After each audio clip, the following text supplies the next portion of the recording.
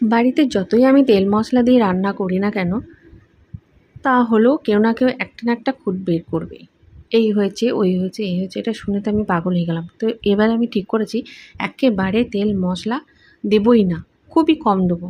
তো এইভাবেই আমি রান্নাটা করব। তেল মশলা খুবই কম, দেখুক কেমন লাগে খেতে।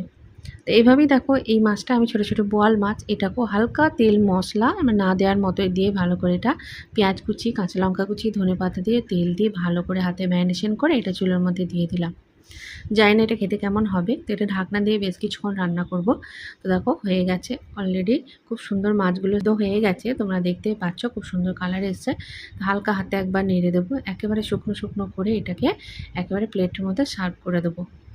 তো দেখো কত সুন্দর হালকা তেল মশলা দিয়ে রান্না করে ফেলেছি। আমি সবই করতে পারি, তেল মশলা ছাড়া, তেল মশলা না ছাড়াও।